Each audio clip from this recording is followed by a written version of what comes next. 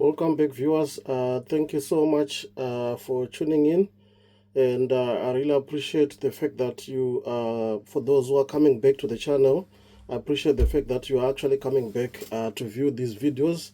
And for those who are tuning in for the first time, thank you so much for tuning into this channel. On this channel, I do deliver content on social work and anything related to the social care industry.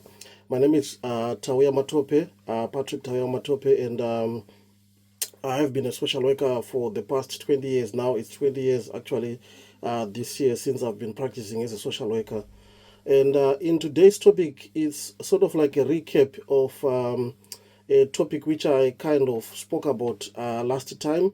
I'm going to be talking to you about or giving you tips and expectations when it comes to completing child and family assessments, on how you can come up with robust child and family assessments.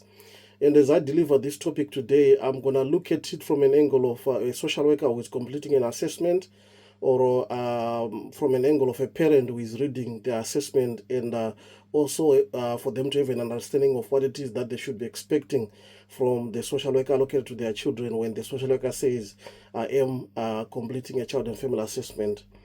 I just want to put a disclaimer to say I don't consider myself a guru in social work. The content I deliver on this topic or on this channel is more to do with my own personal experiences, or my experience of being a social worker for this long time, and also from my own self-directed learning in terms of the research that I do, so that I can bring you this content.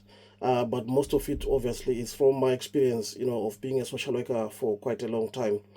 So today's topic is going to be on child and family assessments, tips and expectations in terms of completing robust child and family assessment. And right, so this video will guide you so that you can have a better understanding of the process, and also deliver, effective outcomes really when it comes to child and family assessments, basically.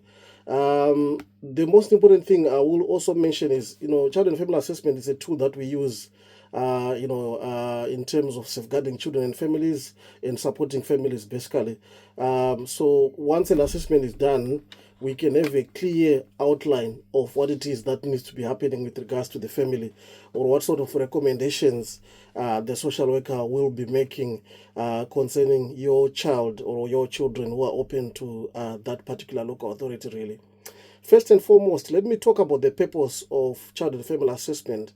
The purpose of the child and family assessment is to understand the child's needs, that's number one, and also to assess any risks that that child or those children may face, and also to identify any strength or any weaknesses in terms of that family setup or that family structure, and also see how best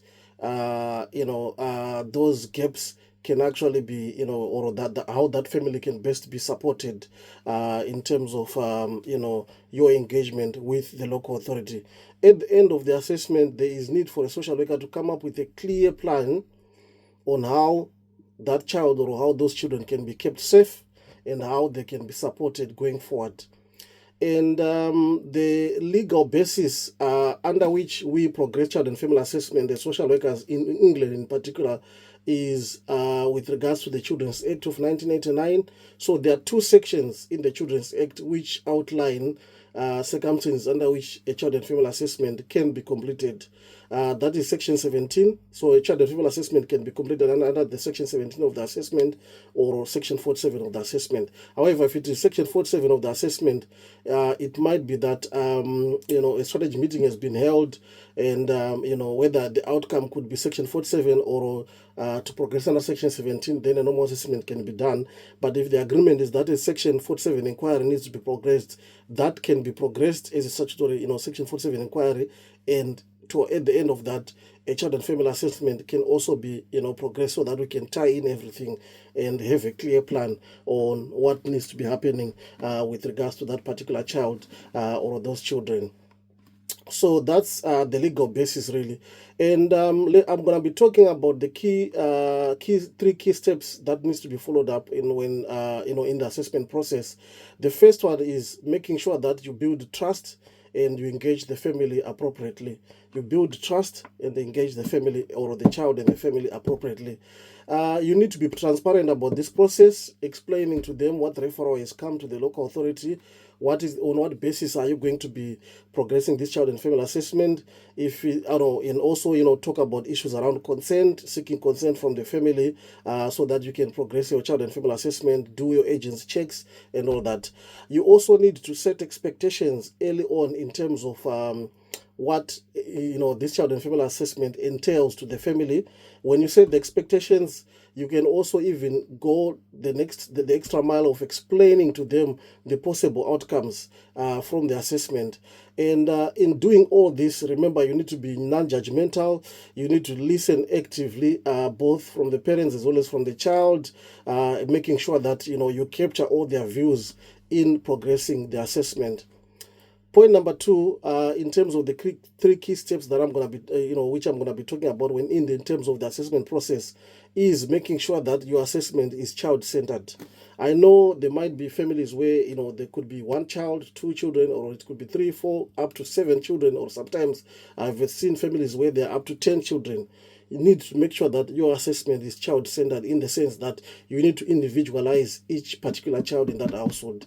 There's no point in you grouping all of them to just say the children's views are like this, because they may be different. Even though there are 4 children, their views might be different, mainly because of the impact of what's going on a particular child, and also sometimes the age of the child. Some children at a particular age, they may be able to articulate more of what's going on in their lives as compared to other children. So you need to be mindful about that, and making sure that in terms of the views of the children, you capture the views of each and every particular child.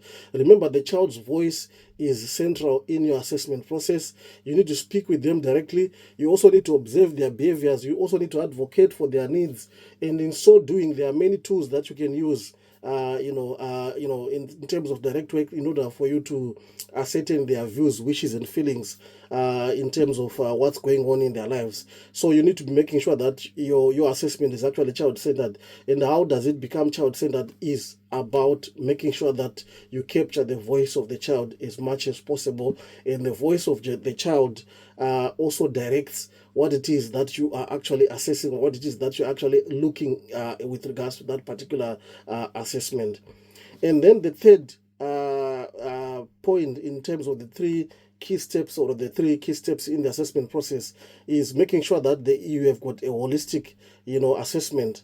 When you talk about the holistic assessment, coming up with the holistic assessment, you are looking at the child in terms of focusing on the 3 main domains as per the assessment triangle. If you haven't seen, you can also check my previous video where I spoke about the assessment triangle as well. So I'm talking about the child's developmental needs, making sure that issues around health, education, emotional well-being, stimulation, emotional warmth, and all those kind of things, they're actually captured in your assessment. There's nothing wrong in you actually following those subheadings as they are given on the assessment triangle, to make sure that you capture everything within its own sections. Really, it may not necessarily be important about following the headlines, but it's about making sure that all those things within the headlines are actually captured in your assessment, because that's what we call a robust child and family assessment. Point number 2, when it comes to the holistic assessment framework, we are talking about the parenting capacity of the parent. We are talking about the capacity of the parent to ensure that the child is safe, the capacity of the parent to ensure that the child is, getting emotional warmth, is getting appropriate guidance, is under parental control, and the basic needs of the child are being met. The parents are able to provide for those, and also making sure that the child is actually well stimulated and is getting everything that you can expect from a parent. And then the last the third domain in terms of the assessment process, or you coming with a holistic assessment, is the family and environmental factors. That's where we are looking at the child vis-a-vis the environment they are living in, the child vis-a-vis their local area that they are living in, what sort of support services are available to them, what sort of community amenities are available to them. We are also looking at issues around housing, issues around employment of the parents, issues around the community resources which are available to them, to make sure that you actually capture everything really. And the other important thing, in your assessment process is to make sure that you identify the risks and the protective factors as well. So when you identify a risk, it's all good and glorious for you to be looking at the risks as well, but look at the protective factors. What is it that's working well for that particular family, but what is it that's not working well for that particular family as well? In highlighting the importance of these risks and these protective factors, you are also able to see the signs of abuse, neglect, and also identify the strengths within this family that you can also capitalize. Remember, it's all about capitalizing on the strengths within that particular family and making sure that you build upon those, but also making them realize that in terms of these weaknesses that we've identified, or these risk factors that we've identified, this is what needs to be done. This is how you can address them holistically or robustly, in making sure that you address those concerns is relayed in terms of the referral that you are actually dealing with. The other important thing, also point number 4, to point out when it comes to you coming up with a robust assessment, is to make sure that there is collaboration and information sharing within the multi-agents network, making sure that you work with the schools, you work with health, work with the colleagues from the police, you work with the colleagues on probation, gather all the background information that you need in terms of enabling you to assess risks and protective factors as well, and you get a complete picture of what is going on for that particular child or for those children, really. Remember, information sharing is very vital in the sense that you ensure that nothing is overlooked in your assessment process. And the only other thing I'm going to mention when it comes to sharing information is to remind you to say you need to follow the GDPR guidelines and safeguarding policies. Remember, when it comes to sharing information, if it's information that's making the child to be safeguarded, then sometimes or all the times it needs to be shared. However, you need to be mindful of GDPR. Where you don't have consent to be looking for particular information, you need to be seeking guidance from your manager if you're not quite clear on what you need to be doing, really. And then moving on to the next point, in terms of you being analytic and making sure that your assessment is evidence-based, you need to make sure that you've got a clear analysis, or in your assessment, really. You need to separate facts from opinions. You need to, if it's your own opinion, it needs to be clear that it's your own opinion, by saying, in my views, it is my conclusion to say this and that and that and that. And you need to base your recommendations on evidence that you've gathered within your assessment. What is it that you have found from the probation officers? What is it that you have found from the CGL workers or from the substance abuse workers who is working with mom or working with dad, really? And some of the evidence is also based on your interaction with the children, things that you have observed between the interaction of the children and the parents, things that you have or things that you have gathered in your interviews with the children, or in your interviews with the parents, or interviews with the grandparents, or other people that you've been directed by the family to actually talk to bolster whatever they are actually telling you. The most important thing is to make sure that you avoid assumptions. If you are assuming something and you think it's a hypothesis that you might be having, you can actually easily check it out with the parents before you even write up your assessment. And the other important thing also is to make sure that when you write up your assessment, you can actually share it with the parents before it's actually signed off, so that you don't have an issue where once an assessment is signed off, parents can come back to you and say, this is not correct, this is not correct. It's different for the parent to say or to argue with you on the facts that they've said to you earlier on, and you know that they're retracting the statement, rather than or it's something that you need to be mindful as well. Sometimes parents do share with you information and then they retract that information. You need to also establish why that information is being retracted, and if you feel it's information which had been shared honestly or openly and correctly in the initial stages, it's about you sticking to the facts which you have already gathered, rather than making assumptions, really. The most important thing that I will also remind you is not to be in a situation where once you have shared the signed off report with the parents, that's when they are pointing out to you that this is not correct, this is not correct, this is incorrect information. So you need to be doing that before the assessment is actually signed off. If you can actually print a copy, read only copy, so that you can have a conversation with them, for them to read through, scan through, and agree with some of the facts which are stated there. If it's your opinion that they are not agreeing with, stick to your opinions, because that's your professional opinion as a professional. But if it is factual information, then factual information needs to be corrected in your assessment. At this point, I also want to highlight the importance of professional curiosity. And if there are things that you are actually looking at when you are doing your analysis, when you are triangulating all the information, things are not adding up, call the parents, have a conversation to say, I was actually wrapping up your assessment and writing it up, but there's something which is just not adding up. Can you talk to me more about A, B, C, and D? And then you can actually gather the facts and actually write up your assessment. And you also need to use your own critical thinking in terms of what could be happening. There could be lots of risk factors, but if the family is already engaging with support and there is already support in place, you need to be thinking about, do they really need to be open on a child in need plan, or they can be open to an early help team or stuff like that. So you need to be using your own critical thinking in terms of what would be the next steps in your assessment, really. And the other things also is in ensuring that you are addressing all the challenges that you find coming up with an assessment. Let's talk about non-engagement. You need to use some creative methods to engage resistant families. If there is a health visitor who is already open to that family, is it a matter of you going through the health visitor, then you can arrange or organize a joint visit with the health visitor so that you can put your foot in and actually engage the family better? If you feel that it's good for you to go through the GP or go through another professional who is already engaging with the family, you can actually, be creative in the ways of how you can engage with family, and also being mindful of how you can be culturally sensitive to the families and children that you are working with. You need to be aware of the cultural norms while ensuring that the children are safe. Their safety remaining your priority. For example, if you know that Friday is gonna be a busy day for them because they're preparing for Sabbath, could you have visited on a Thursday? Could you have visited on another day, really? Or, and if you know that maybe on Wednesday they go to the mosque, or whichever day they go to the mosque, could you put your visit on another day so that you can just be conscious and be sensitive to some of the cultural or religious orientations that the families are kind of following through or are adhering to, basically.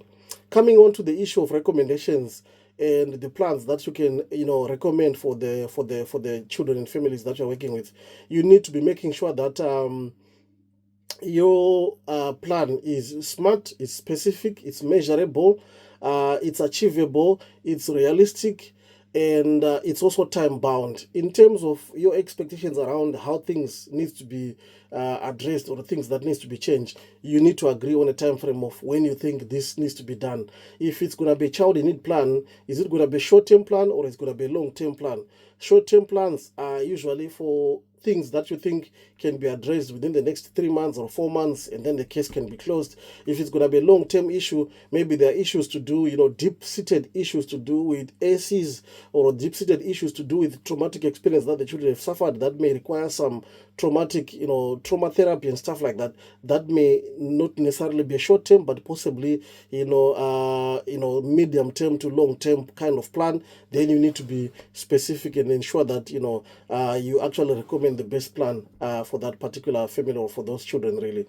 And then coming on to issues around documentation and transparency, you need to be transparent in documenting your information and making sure that your write-ups are concise, clear, and it's jargon free. Where you ought to use abbreviations, make sure that you've put the abbreviation in full the first time so that the reader can be aware of what it is that you're referring to, and then thereafter you can use your abbreviations after that, or you can put it in full. And then, if, for example, if you are talking about public law outline, put public law outline and then put PLO in brackets, and then you can start using PLO afterwards, just like you would write when you're writing your assessments. It's exactly the expectation that you need to be mindful of. If you want to also base some of your assumptions, or not some necessary assumptions, some of your hypotheses, with research, and some of your assessments with research, there's nothing wrong with that, but it's about citing the research and also citing the authors of that information that you're actually citing in your assessment. the most important thing when it comes to documentation is to make sure your assessment is going to be read at some point, sometimes by children, depending on the ages. It's going to be read by the parents as well. So it needs to be jargon free. It needs to be accessible to the families and professionals. It needs to be in a language, simple language, English, that they can understand as well, and clearly outline your decision making process so that people can actually see your thought process in terms of what's not working well, what's working well, what could be the complicating factors, or what remains the gray areas. And if there are any gray areas, there's nothing wrong with you calling the parents and trying to check out that information with them before you conclude your assessment as well, and provide evidence, for why you are concluding, why what you have concluded really. And you also need to make sure that you summarize the main points in your assessment, and in terms of your conclusion. Then and also making sure that when you complete your assessment, you share it with the parents, and actually so that they can understand the rationale of why you have made that kind of recommendation really.